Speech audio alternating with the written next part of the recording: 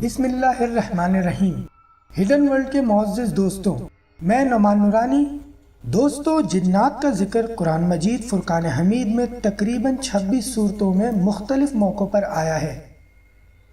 قرآن مجید کی ایک آیت کا مفہوم ہے، اے نبی صلی اللہ علیہ وآلہ وسلم اپنے اصحاب سے فرمائیں، مجھے اس بات کی وحی ہوئی ہے، تمہیں بتا دوں کہ جنات کے ایک گروہ میں سے ایک جن نے آ کر قرآن سنا اور اس نے اپنی قوم کو جا کر بتایا، اے میری قوم، میں نے عجیب کلام سنا ہے جو رشد و ہدایت کی طرف رہنمائی کرتا ہے۔ اور سورہ جن کی دوسری آیت کا مفہوم ہے کہ جنات کے ایک گروہ نے کلام پاک سنا، ایسی حالت میں کہ رسول صلی اللہ علیہ وآلہ وسلم آپ قرآن پڑھ رہے تھے، انہوں نے آپس میں کہا، خاموش ہو کر سنو، ابتداء اسلام کے یہی وہ جن ہیں جنہوں نے جنات کے گروہ میں اسلام کی تبلیغ کی اور اپنے بہت سے ہم جنسوں کو مسلمان بنا لیا۔ امام بہقی نے حضرت جابر بن عبداللہ رضی اللہ تعالی عنہ سے روایت کی کہ حضور صلی اللہ علیہ وآلہ وسلم نے ہمیں سورہ رحمان سنائی تو ہم نے خاموشی کے ساتھ سنا۔ جب آپ صلی اللہ علیہ وآلہ وسلم نے تلاوت ختم کر لی تو فرمایا، میں نے جنات کے فرقے کو سماع قرآن کے سلسلے میں تم سے بہتر پایا، کیونکہ جب میں اس آیت پر آتا کہ اور تم اپنے رب کی کون کون سی نعمت کو جھٹلاؤ گے، تو جن جواب دیتے، اے رب، ہم آپ کی نعمتوں میں سے کسی کی تکذیب اور کفران نعمت نہیں کرتے، بے شک تو حمد و ستائش کے لائق ہے۔ خطیب نے جابر سے روایت کی کہ ہم حضور صلی اللہ علیہ وآلہ وسلم کے ہمراہ ایک سفر کے دوران کھجور کے درخت کے نیچے بیٹھے ہوئے تھے کہ ایک بڑا کالا سانپ نمودار ہوا اور حضور صلی اللہ علیہ وآلہ وسلم کی طرف بڑھا۔ لوگوں نے اسے مارنے کا ارادہ کیا۔ وہ سانپ اپنا پھن حضور صلی اللہ علیہ وآلہ وسلم کے کان کے پاس لے گیا۔ آپ صلی اللہ علیہ وآلہ وسلم نے اس سانپ کے کان میں کچھ کہا، بعد میں سانپ ایک طرف چل دیا۔ جب وہ نظر سے غائب ہو گیا تو ہم نے عرض کیا کہ یا رسول اللہ صلی اللہ علیہ وآلہ وسلم، یہ سانپ آپ کے پاس کس لیے آیا تھا؟ آپ صلی اللہ علیہ وآلہ وسلم نے ارشاد فرمایا، یہ سانپ نہیں تھا، جنات کا ایک قاصد تھا، وہ قرآن مجید کے چند صورتیں بھول گئے تھے، یاد کرنے آیا تھا اور اب انہیں یاد کر کے اپنی قوم کو سنانے اور یاد کرانے جا رہا ہے۔ دوستو، اکثر و بیشتر روایتوں سے یہ بات ثابت ہوتی ہے کہ جنات ایک عقل فہم رکھنے والی مخلوق ہے جس کو اللہ رب العزت نے افزائش نسل کی صلاحیت بھی عطا کی ہے۔ ان کے اپنے عقائد بھی ہیں اور جبلی فطرتیں بھی، ان میں انسانوں ہی کی طرح شریف بھی ہیں اور بدماش بھی، خدا کی وحدانیت پر یقین رکھنے والے بھی اور کفر اختیار کرنے والے بھی، یہاں تک کہ کچھ جنات اپنی شیطانی فطرت پر عمل کرتے ہوئے اپنی غیر جنس یعنی انسانوں سے جنسی تعلقات بھی اختیار کر لیتے ہیں۔ معزز دوستو، حضرت خواجہ حسن بصری رحمۃ اللہ علیہ فرماتے ہیں کہ جس طرح انسانوں کے مختلف مذاہب ہیں، اسی طرح جنات بھی مختلف مذاہب رکھتے ہیں۔ جنات مسلمان بھی ہیں اور ہندو، عیسائی، یہودی، مجوسی، وہابی اور رافضی وغیرہ بھی۔ دوستو، اسلام سے پہلے گمراہی کا یہ راز تھا کہ ہر مذہب والے جن اپنے مذہب کے آدمیوں کو اپنے مذہب کی خبریں پہنچایا کرتے تھے، کبھی خواب میں کچھ دکھا دیا، کبھی ہوشیاری سے ان کے دل میں کچھ ڈال دیا۔ ان باتوں سے لوگ یہ سمجھا کرتے تھے کہ غیب سے ہمارے مذہب کی تائید ہو رہی ہے، مگر گمراہ ہو جاتے تھے۔ اسلام کے آتے ہی یہ خرافاتیں ختم ہو گئی۔ دوستوں، ڈاکٹر صاحب حضرت علامہ مولانا محمد خالد صدیقی القادری اپنی کتاب جنات اور ہم میں لکھتے ہیں، یوں 15 نومبر بروز ہفتہ 2008 کو ایک مرتبہ پھر دیگر ساتھیوں نور الہدا انصاری، شبیر احمد انصاری، محمد یوسف اور عاشق حسین طاہری کے ساتھ ایک پروگرام ترتیب پایا۔ ساتھیوں نے مجھ سے کہا ہم بھی روغان دیکھیں گے۔ یہ ویران علاقہ روغان بلوچستان کے شہر لزبیلا کے قریب ہے۔ صبح 9 بجے ہم اپنی گاڑی میں، جسے میں چلا رہا تھا، کراچی سے مغرب میں نادران بائی پاس روڈ کے ذریعے بلوچستان کے پہلے سرحدی شہر حب پہنچے، جو کراچی سے تقریباً 25 کلومیٹر پر واقع ہے۔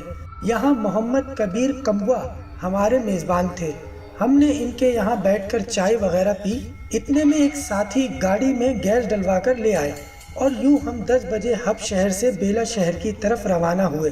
سفر تو تقریباً حب سے بیلا کا 150 کلومیٹر یا 160 کلومیٹر کا ہے، مگر رستہ زیر تعمیر ہونے کی وجہ سے وقت زیادہ لگ جاتا ہے، یعنی تقریباً 2.5 گھنٹے مسلسل سفر کرنے کے بعد RCD روڈ پر ویندر شہر کراس کرنے کے بعد ہم بیلا شہر میں داخل ہو گئے۔ اسے لزبیلا بھی کہتے ہیں۔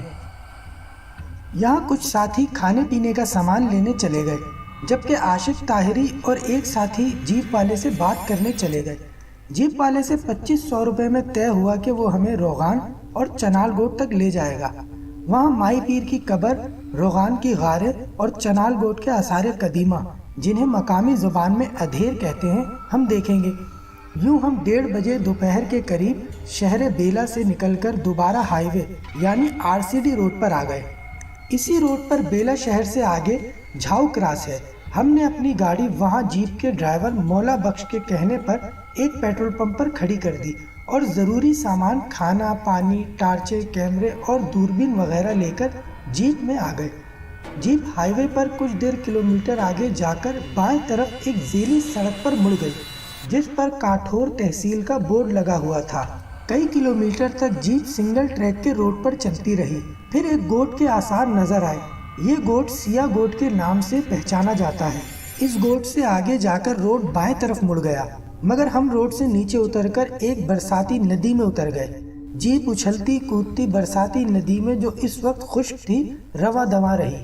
آخر کار ہم ایک ایسی جگہ پہنچ گئے جہاں 2 پہاڑوں کے درمیان دریائے خود بہتا ہے، مگر یہ بھی بارشوں میں بہتا ہے۔ ابھی ایک نالی کی طرح شفاف پانی دور تک چمکتا اس میں نظر آ رہا تھا۔ یہی جگہ روغان مائی پیر گندرانی کہلاتی ہے۔ ہم نے جیپ آگے لے جانے کی کوشش کی، مگر اوپر چڑھائی پر جیپ نہ جا سکی۔ ہم تمام لوگ جیپ سے اتر گئے اور اوپر پہاڑی کی طرف جہاں مائی پیر کی قبر ہے وہاں چلنا شروع کیا۔ راستے میں پانی کراس کیا، آگے پہنچے تو دیکھا ایک غار کے کنارے کچھ درویش نما لوگ بیٹھے ہیں اور کوئی کھانا وغیرہ پک رہا ہے۔ ہم نے اونچی آواز میں سلام کیا۔ انہوں نے گرم جوشی سے اونچی آواز میں وعلیکم السلام ورحمۃ اللہ وبرکاتہ جواب دیا۔ ہم آگے بڑھ گئے۔ ایک اونچے ٹیلے پر ایک قبر بنی ہوئی تھی۔ ہم قبر پر گئے، فاتحہ پڑھی، واپس آئے تو دیکھا لوگ جو 10-12 کی تعداد میں تھے دائرہ بنا کر کھانے کے لیے بیٹھ چکے تھے۔ ہمیں دیکھا تو آواز لگائی، آئیں کھانا کھا لیں۔ ہم نے کہا جزاک اللہ، بسم اللہ کریں، اور ہم آگے بڑھ گئے۔ کچھ فوٹوگراف بنائے، کیمرہ بالکل درست حالت میں تھا۔ جیپ کے پاس پہنچ کر ہم نے ڈرائیور مولا بخش سے کہا اندر پہاڑوں میں گاڑی لے کر چلو۔ اس نے معذرت کی اور کہا کہ گاڑی اوپر نہیں جا سکتی، آپ پیدل ہو کر آ جائیں۔ ہم نے پانی کی بوتل اور ایک گیلن میں دریا سے بھرا، دوربین لی، کیمرہ اٹھایا اور روغان شہر کے غاروں کی گھاٹی کی طرف روانہ ہو گئے۔ ہم مائی پیر کی قبر اور اس کے گرد و نواح کے مناظر کی تصویر لے چکے تھے اور کیمرہ بالکل بہتر حالت میں تھا۔ اندر گھاٹی کی طرف بڑھے تو پہاڑوں میں بنے غار ساتھیوں کی توجہ کا مرکز بن گئے۔ دائیں طرف ٹوٹے پھوٹے پتھروں کے احاطے میں ایک قبر بنی ہوئی تھی جسے پری کی قبر کہا جاتا ہے۔ کچھ لوگ کہتے ہیں وہ عورت جنی تھی، کچھ کہتے ہیں وہ پری تھی، ہندوؤں کے قول کے مطابق کوئی دیوی تھی۔ جتنے منہ اتنی باتوں کے مزدار، ہر حکایت الگ۔ میں نے ساتھیوں سے کہا وہ سامنے غار ہے، آپ اندر جاؤ اور دیکھو۔ پہلے شبیر احمد انصاری اور محمد یوسف گئے۔ غار کا دہانہ اونچا تھا۔ شبیر یوسف کے کندھوں پر چڑھ کر پہنچ گئے اور غار میں داخل ہو گئے۔ اتنے میں میری نظر پہاڑ پر بنے ہوئے ایک رستے پر پڑی۔ وہاں سے میں نے نور الہدی انصاری اور عاشق حسین طاہری کو بھیجا کہ آپ لوگ بھی جاؤ، دیکھ کر آؤ۔ وہ بھی غار میں چلے گئے۔ میں نے کیمرہ نکالا اور سوچا کہ اس منظر کو محفوظ کر لوں، مگر یہ کیا، وہی کیمرہ جو بیٹری فل بتا رہا تھا یہاں پہنچتے ہی بیٹری ختم کا اشارہ اسکرین پر ظاہر کر رہا تھا۔ یوں ہم یہاں کی ایک بھی تصویر نہیں بنا سکے۔ پہاڑ پر 20 غار بنے ہوئے تھے اور وہ کوئی ایسے نہیں لگ رہے تھے کہ خود بخود ہوں، بلکہ ایسا محسوس ہوتا تھا گویا انسانی ہاتھ نے انہیں تراشا ہو، مگر اتنی بلندی پر اور اس ویرانے پر بڑا عجیب لگتا ہے۔ شبیر احمد، نور الہدی، عاشق طاہر اور محمد یوسف بہت پرجوش تھے۔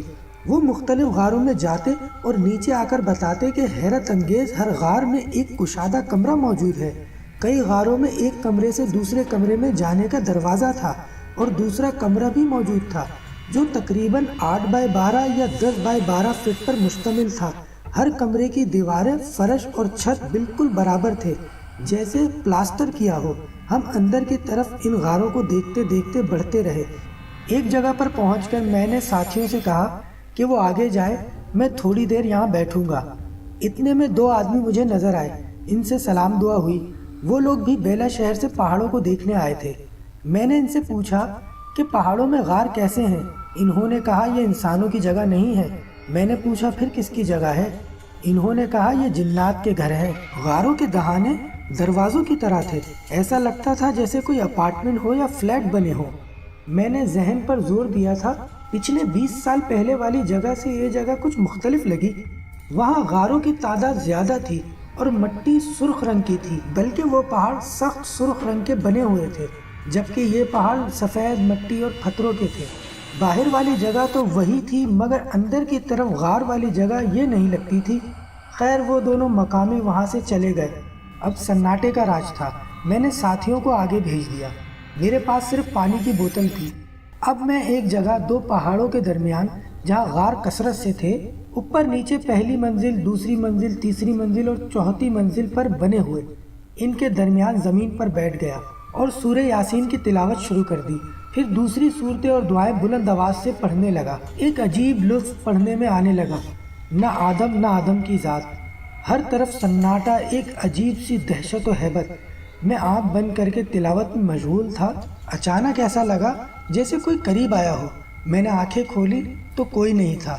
اب پہاڑ کی طرف دیکھا تو ایسا لگا جیسے ہر غار کے دروازے پر عجیب شکل و صورت کے لوگ، مرد، عورتیں، بچوں کے ساتھ کھڑے ہیں، بالکل ایسے ہی جیسے کسی بلڈنگ کے مکین نیچے سڑک پر ہونے والے کسی تماشے کو دیکھنے کے لیے دروازوں پر اور کھڑکیوں پر آ کر کھڑے ہو جاتے ہیں۔ ان کے حلیے بالکل عجیب تھے، پرکندہ بال، ننگ دھڑنگ بچے، عورت اور مردوں نے صرف ضرورت بھر کپڑے سطروں کو چھپانے کے لیے چیتلوں کی صورت میں لپیٹ رکھے تھے۔ اب مجھے احساس ہوا کہ یہ وہ غول و بیابانی ہے جو اس پہاڑی گھاٹی میں رہائش پذیر ہے۔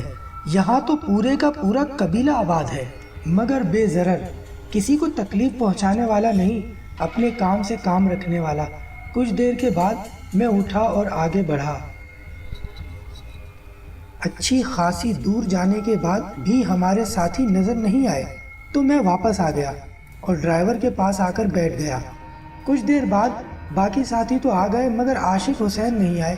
ساتھیوں نے کہا وہ آگے بڑھتے ہی چلے گئے ہیں، پتہ نہیں کہاں گئے ہیں۔ ہم سب بیٹھ کر انتظار کرنے لگے۔ تقریباً آدھے گھنٹے کے بعد عاشق طاہر واپس آئے، کہنے لگے مجھے خیال ہی نہیں رہا کہ باقی ساتھی پیچھے رہ گئے ہیں اور میں بے دھیانی میں آگے ہی بڑھتا چلا گیا۔ اچانک رستہ بند ہو گیا، تب میں نے دیکھا کہ میں ساتھیوں سے بچھڑ گیا ہوں۔ میں بہت گھبرایا اور دعائیں کرتا ہوا یہاں واپس آیا ہوں کہ بابا صاحب بھی ناراض ہوں گے کہ عاشق کہاں چلے گیا اور میں ساتھیوں سے بچھڑ گیا ہوں، مگر الحمدللہ میں یہاں بآسانی پہنچ گیا۔ ہم نے اللہ کا شکر ادا کیا اور گاڑی میں سوار ہو کر اس حیرت بھری بستی کو حیرت ہی سے دیکھتے ہوئے اپنی نئی منزل چنال گوٹ کی طرف روانہ ہوئے۔ تو دوستو، جنات اور ہم کی ویڈیو کا یہ تھا دوسرا حصہ، اور اگر آپ ہماری ویڈیوز کو لائک کرتے ہیں تو اسے سبسکرائب کیجئے اور بیل آئیکن کو پریس کیجئے، اور ساتھ ساتھ کامنٹ کر کے اپنی رائے سے ہمیں آگاہ کیجئے۔ اپنا بہت خیال رکھیے گا، شکریہ۔